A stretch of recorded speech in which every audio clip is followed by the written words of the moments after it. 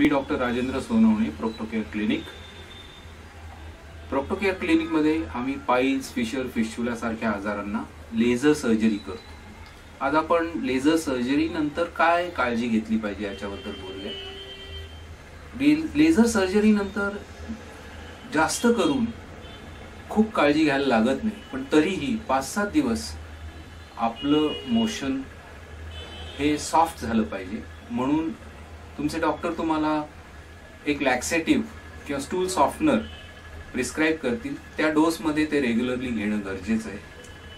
Spicy food किंवा कॉन्स्टिपेटिंग food खाऊया नको आणि पाणी भरपूर प्यायला पाहिजे. ऑपरेटेड एरिया थोडीशी लुब्रिकेट करण्यासाठी क्रीम्स असतात, ते डॉक्टर प्रिस्क्राईब करतील, ते लावायला पाहिजे. मोशन झाल्यानंतर कोमट पाण्यात बसून शेक घेणं गरजेचं आहे. त्याने तुमचं दुखणं कमी होईल, सूज कमी होईल. डॉक्टरांनी दिलेले अँटी इन्फ्लेमेटरी औषधं आणि अँटीबायोटिक्स रेग्युलरली घेणं गरजेचं आहे.